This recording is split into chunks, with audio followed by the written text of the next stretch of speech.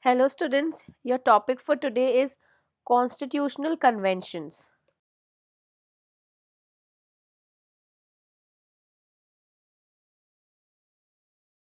So, a constitutional convention is an informal and uncodified procedural agreement that is followed by the institutions of a state.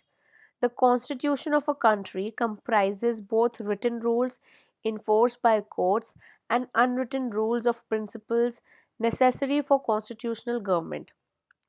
Written rules mandate that they be followed in a particular specified situation, and on the other hand, unwritten rules come into play when there is no given written rule to cover the situation at hand. So, constitutional conventions are said to be rules of political practice which are regarded as binding by those to whom they apply, but they can't be called exact laws as they are not enforced by courts or by House of Parliament. Notwithstanding the fact that ours is a detailed constitution, the constitution framers left certain matters to be governed by the conventions, thereby giving to the holders of constitutional offices some degree of discretion in respect of such matters.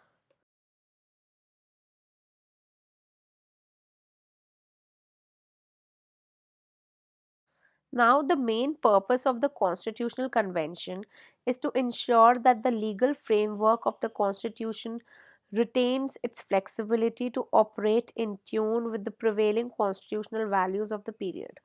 Although conventions are not legally enforceable and sanction behind them is moral and political, yet some conventions of the Constitution which set norms of behavior of those in power or which regulate the working of the various parts of the Constitution and their relations to one another may be as important, if not of greater significance, as the written word of the Constitution itself.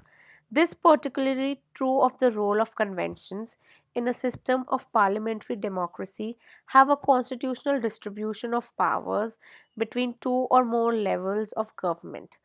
Often, constitutional conventions are more important than written constitutional provisions.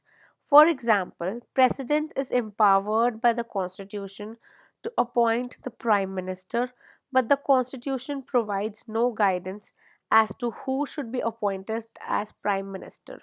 Here, conventions regarding the appointment of the Prime Minister play an important role in guiding the President.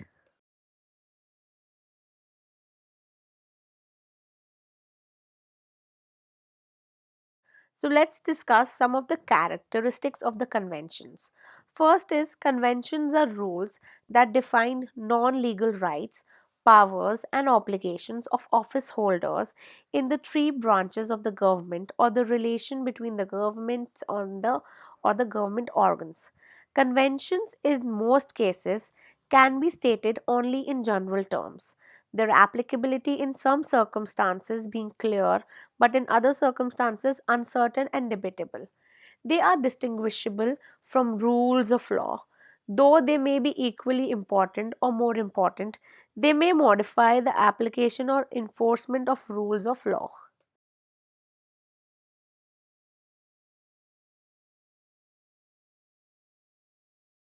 Sir Ivor Jennings suggested that in order to establish a convention, three questions must be asked.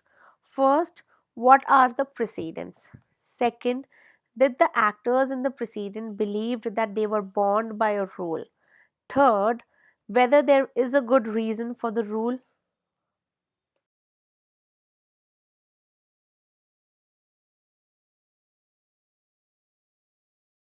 So now we can conclude that the main purpose of conventions is to guide the use of constitutional discretion. Thus, every time there is a general election or a request for dissolution of House of People, the question that start going around are whom will the president invite to form the next government? What if the president invites someone to form a government who does not have a clear majority in Lok Sabha? Will the president need to advise of the cabinet to dissolve the house? These are some of the important questions to which the constitution provides us have no answer. And this is where the conventions play their part as a catalyst. Some conventions are well established and may be relied upon absolutely, while some are vague and may lead to manipulation for political purposes.